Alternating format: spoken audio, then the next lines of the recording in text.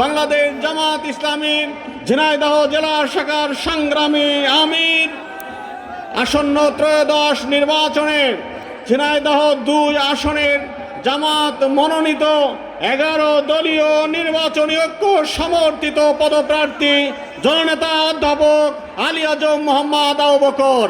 জননেতা অধ্যাপক আলী আজম মোহাম্মদ আবু বকর।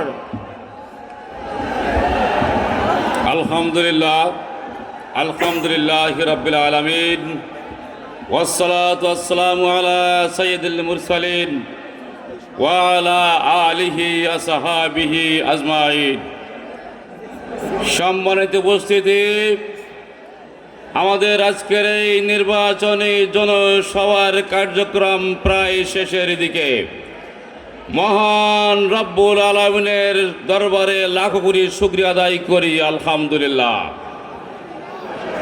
সম্মানিত ভাই সব, আপনাদেরকে ধন্যবাদ ও মোবারকবাদ জানাই। আমাদের আহ্বানে আপনারা সাড়া দিয়ে আমাদের সভাটিকে আপনারা সাফল্যমণ্ডিত করে তুলেছেন। সাথে সাথে আমাদের আমিরে জামাত ডাক্তার শফিউর রহমানকে ধন্যবাদ জানাই। ওনার শত ব্যস্ততা সত্ত্বেও আমাদের এখানে হাজির হয়েছেন ঝিনাইদহবাসীর উদ্দেশ্যে কিছু মেসেজ দেওয়ার জন্য। সম্মানিত উপস্থিতি,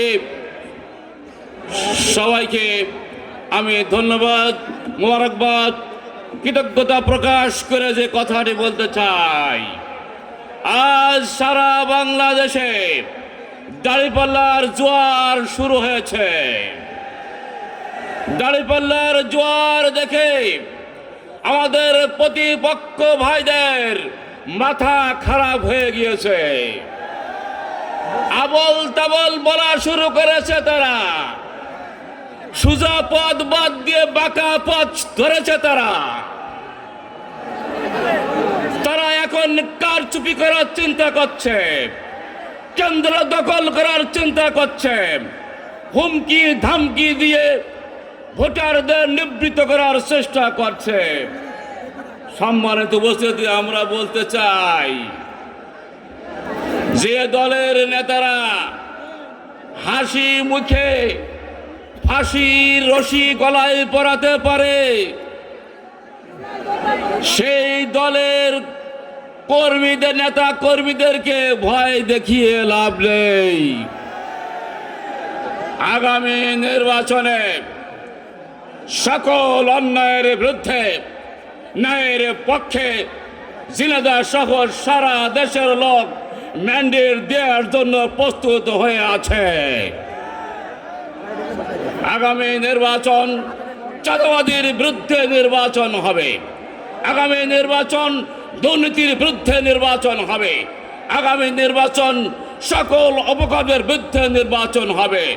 সম্মানিত উপস্থিতি, আমি আর কথা না বাড়িয়ে প্রধান মেহমানের সুযোগ করে দিয়ে আমার সভাপতির বক্তব্য এখানেই শেষ করতে চাই। একটি কথা স্মরণ করতে চাই, আমাদের মেহমানগণ যা বললেন, আমিরে জামাত আমাদের উদ্দেশ্যে যা বলবেন, সকল খবরগুলো মেসেজগুলো সকল মানুষের কর্ণকুহরে আপনারা পৌঁছে দিবেন, এই আহ্বান জানিয়ে সবাইকে আবারও ধন্যবাদ মোবারকবাদ জানিয়ে আমার সভাপতির বক্তব্য এখানে শেষ করছি।